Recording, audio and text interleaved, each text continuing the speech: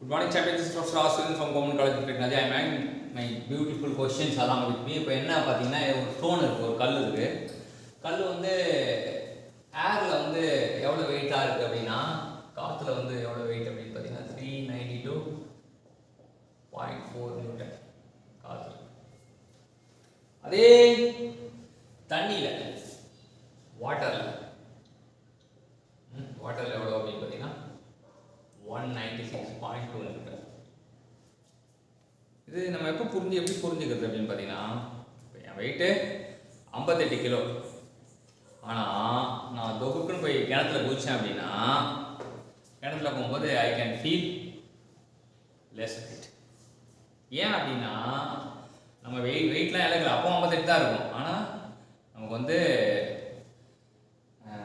லேஸாக நம்ம ஃபீல் பண்ணுறோம். அதுக்கு காரணம் யாரு அப்படின்னு நம்ம யோசிக்கும் போது, அதுக்கு காரணம் வந்து தண்ணியில் வந்து ஒரு எந்த பொருளை போட்டாலும், ஒரு பொருளை போட்டோம் அப்படின்னா வெர்டிக்கல் அப்வர்ட் ஃபோர்ஸ் வந்து ஆக்ட் ஆகும். வெர்டிக்கல் அப்வர்ட் ஃபோர்ஸ் வந்து ஆக்ட் ஆகும். அந்த ஃபோர்ஸுக்கு பேரு buoyancy force.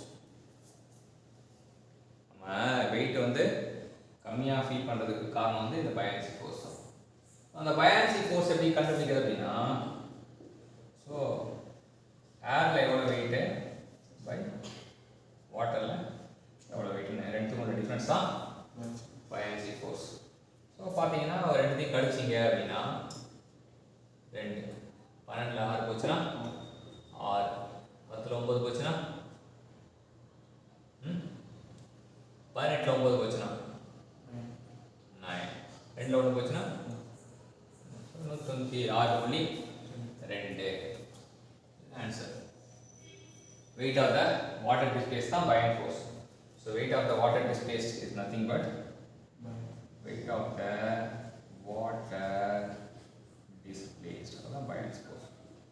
So that is equal to specific weight times of volume of the displaced volume. சில சமயம் இந்த displaced volume கூட கேட்பாங்க.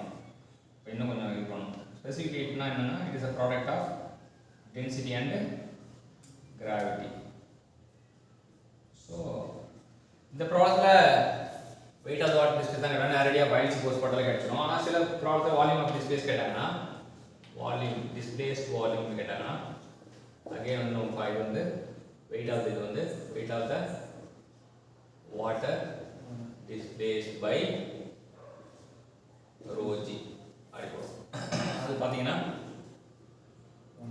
196.2 பை டென்சிட்டி வந்து 1000 தண்ணிக்கு, g வந்து அப்ராக்சிமேட்டாக 10. ஸோ வால்யூம் வந்து இது பார்த்தீங்கன்னா 4 சாந்தளி புள்ளிகள் 0.0196 யூனிட் வந்து மீட்டர் கியூப். இது கேட்கல, இந்த டிஸ்பிளேஸ் வால்யூம் கேட்கல இங்கே. ஆனால் சில காம்படிட்டிவ் எக்ஸாமில் இது கேட்பாங்க. இப்போ இங்கே நேரடியாக இங்கே கழிச்சாலே ஆன்சர் வந்துடும். கழிச்சாலே you can get the answer weight of the water displaced. So specific இது வந்து ஒரு கொஸ்டின் ப்ரோன் ஜோன். ஏன் அப்படின்னா இதில் தான் காம்படிட்டிவ் எக்ஸாமில் நிறைய வாட்டி ஐஐடி ஜேஇஆ இருக்கட்டும், இல்லை வந்து கேட்டாக இருக்கட்டும், இல்லை வாட்டர் இது காம்படிட்டிவ் எக்ஸாம், எல்லா காம்படிட்டிவ் எக்ஸாமையும் கேட்கப்பட்ட கேள்வி. சூப்பரான கேள்வி. இந்த கான்செப்ட் எப்பவுமே பயான்சி கான்செப்ட்னா எல்லா செட்டருக்கும் பிடிக்கும். யார் செட் பண்ணாலும் அவங்க என்ன பண்ணுவாங்க, யாரு செட்டிங்கா அப்படின்னா பயான்சி வந்து ஒரு கொஷின் வந்து கண்டிப்பாக எடுத்துருவாங்க. ஸோ இந்த பயான்சி கான்செப்ட் புரிஞ்சுக்கிட்டிங்கன்னா இதுவாக இருக்கும். இது vertical upward force acting on the body is termed as buoyancy force. Buoyancy force is equal to the weight of the water displaced. ரெண்டாவது concept. It is a difference between the weight of the water, weight of the object in air to the top, weight of the water, weight of the object in water, that is also equal to specific weight times of into volume displaced, and it is specific weight is nothing but it is a product of density and gravity. So volume displaced கேட்டாங்கன்னா we have to do one more calculation. Thank you, champions.